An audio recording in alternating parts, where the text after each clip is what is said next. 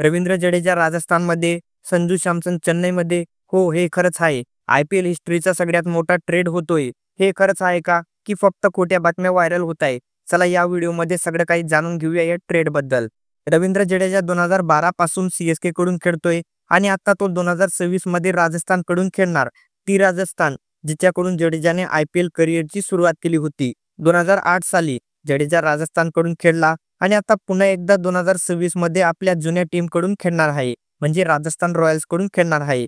आणि दुसरीकडे 2013 साली आपल्या IPL करिअरची सुरुवात संजू सॅमसनने राजस्थानकडून केली होती आणि मध्ये फक्त 2 सीझन तो दिल्लीकडून खेळला आणि पुन्हा 2018 पासून राजस्थानकडून खेळला. राजस्थानकडून त्यांनी 2021 पासून कॅप्टन्सी देखील केली.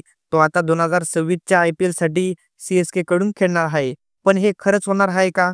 तर मित्रांनो, हो, हे खरंच होतंय. फक्त ऑफिशियल न्यूज यायचं बाकी आहे. हा ट्रेड खरंच झाला आहे आणि आता फक्त ऑफिशियल न्यूज येण्याची बाकी आहे. आणि फक्त जडेजा नाही तर जडेजासोबत सॅम करन देखील जातोय. म्हणजे तिकडून राजस्थानकडून संजू सॅमसन येणार आणि इकडून रवींद्र जडेजा आणि सॅम करन जाणार. म्हणजे 3 प्लेअरमध्ये हा ट्रेड होतोय.